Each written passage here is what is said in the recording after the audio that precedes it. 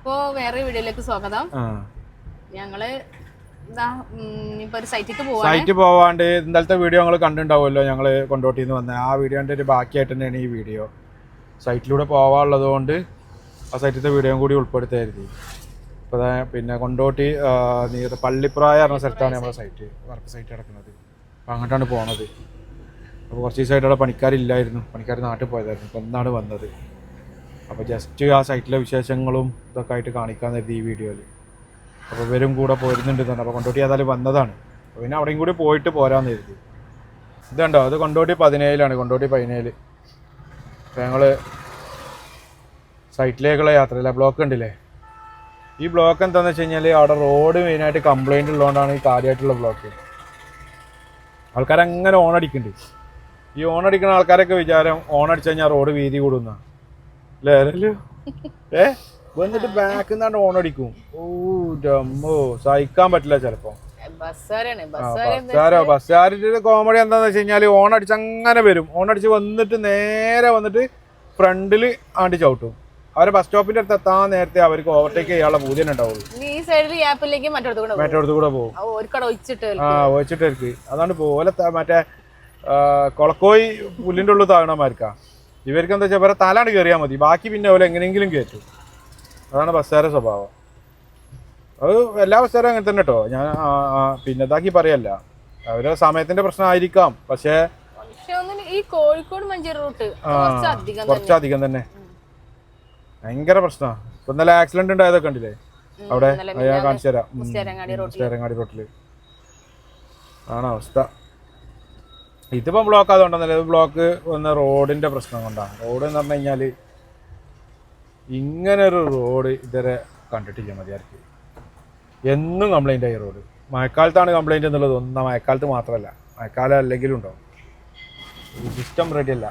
നമ്മുടെ കുറേ ഭാഗം ഇൻ്റർലോക്ക് ഇട്ട് മറ്റേ ഭാഗത്ത് വെള്ളം നിന്ന് അവിടെ കേടുവരിക. ഓട അതിൻ്റെ ഒപ്പം കുറേ പിന്നെ ഓടൻ്റെ സ്ലാബൊക്കെ എടുത്തിട്ട് അതവിടെ. ഇതൊക്കെ മഴക്കാലത്തിന് മുമ്പ് ക്ലിയർ ആക്കേണ്ട സംഗതി. അത് മതിയാർക്ക് ശരിയാക്കൂല. അതാണ് സ്പീഡിൽ വണ്ടിയാണ് വരും, അവിടെയാണ് ബ്ലോക്ക് ആവും.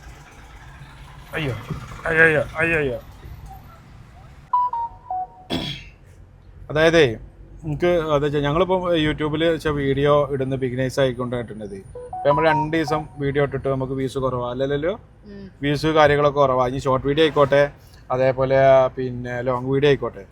അപ്പോൾ എന്താണെന്ന് വെച്ച് കഴിഞ്ഞാൽ ഇത് എത്തേണ്ട ഒരു വിഭാഗത്തിലേക്ക് എത്താണ്ട്, അതായത് നമ്മളെ യൂട്യൂബിൻ്റെ ഒരു ഇതെന്ത് പ്രകാരം ഞാനിത് പറയുന്നത് ബിഗിനേഴ്സിനോടാട്ടോ.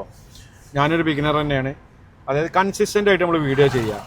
വീഡിയോ ചെയ്യുമ്പോൾ എപ്പോഴും നമ്മൾ കൺസിസ്റ്റൻ്റ് ആയിട്ട് വീഡിയോ ചെയ്യുക. ചെയ്തു നോക്കുക, രക്ഷപ്പെടും. നമ്മളൊന്നും അറിയാത്ത കുറേ ആൾക്കാർ ഇതിലേക്ക് വരാണ്ട് ഇല്ലല്ലോ. കുറേ ആൾക്കാരുണ്ട്. അത് ഞാൻ ഒരു കഥ പറഞ്ഞുതരാം. അതായത് ഒരു ബിസിനസ്മാന് 2 മക്കളോട് പറഞ്ഞ് പിന്നെ ഞങ്ങൾ നമ്മളെ അതായത് ഭക്ഷണമൊക്കെ ഉണ്ടാക്കി റെഡിയാക്കി വെച്ചിട്ട് ഓരോട് പറഞ്ഞ് പിന്നെ നിങ്ങൾ നമ്മളെ കുടുംബക്കാരെയൊക്കെ വിളിച്ചിട്ട് വരാൻ പറഞ്ഞു. ഈ മക്കളെ പറഞ്ഞേക്കാണ്. അങ്ങനെ മക്കൾ എന്ത് ചെയ്ത് പോയിട്ട് അങ്ങാടി ചെന്നിട്ട് പറയാണ് എൻ്റെ വീടിന് തീ പിടിച്ചേന്ന് പറഞ്ഞിട്ട് ബഹളം ഉണ്ടാക്കുകയാണ്. ഞാൻ പറഞ്ഞ മനസ്സിലായോ? ആ ബഹളം ഉണ്ടാക്കുന്ന സമയത്ത് കുറേ നാട്ടുകാർ ഓടി വന്ന് വീട്ടിലെത്തിയപ്പം ഈ ഫാദർ എല്ലാവർക്കും ഭക്ഷണം കൊടുത്ത് അവർ ഭക്ഷണം കഴിച്ച് കഴിയാൻ നേരത്താണ് പിന്നെ ഈ മക്കൾ വരുന്ന സമയത്ത് മക്കളോട് ചോദിച്ചു, ഇതിലൂടെ നമ്മളെ കുടുംബക്കാരൊന്നും കാണില്ലല്ലോ. ആ കുടുംബക്കാരൊന്നുമില്ല. അപ്പോൾ പിന്നെ മക്കൾ പറയാണ്, ഞങ്ങൾ അവിടെ ചെന്നിട്ട് പറഞ്ഞത് നമ്മളെ വീടിന് തീ പിടിച്ചേന്നാണ് പറഞ്ഞത്. അപ്പോൾ നമ്മളെ കുടുംബക്കാരൊക്കെ ഓടി ഒളിച്ച് വന്നത് നാട്ടുകാരും അതേപോലെ വേറെയുള്ള അറിയാത്ത ആൾക്കാരൊക്കെ വന്നത്. അപ്പോൾ ഇനി മുതൽ നമ്മളെ കുടുംബക്കാർ ഇതാണ്. കാരണം നമുക്കൊരു ആപത്ത് വരുമ്പം നമ്മളെ അടുത്തേക്ക് വരുന്ന ആൾക്കാരാണ് എന്ത് ശരിക്കും പറഞ്ഞാൽ നമ്മളെ കുടുംബക്കാർ എന്ന് പറഞ്ഞത്. അതേപോലെയാണ് ബിഗിനേഴ്സ് വീഡിയോ ചെയ്യുമ്പോൾ കൺസിസ്റ്റൻ്റ് ആയിട്ട് ചെയ്യുക.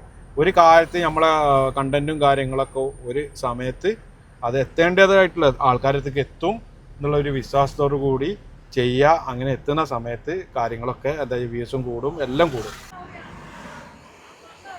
मैं पतला हो गया ना, पतला कैसा होएगा? तुम लोग घर में गया, काम नहीं है, हम पटनी है ना.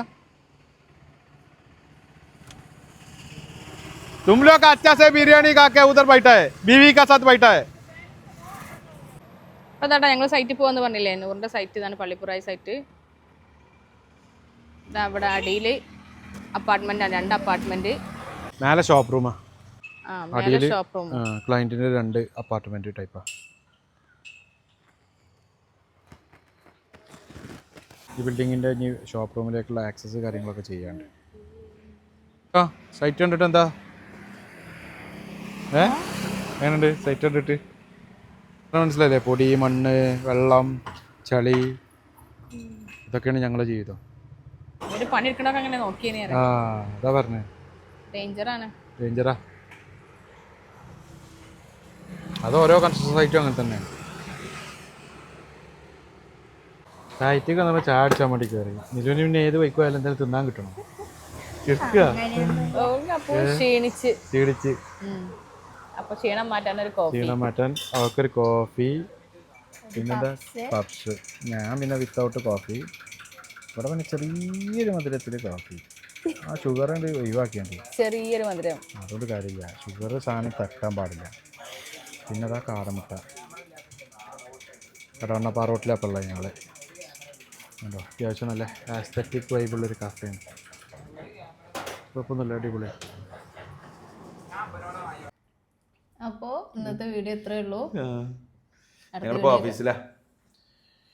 അടുത്ത വീഡിയോയിൽ കാണും വരെ ടാറ്റ, ഗുഡ് ബൈ. パト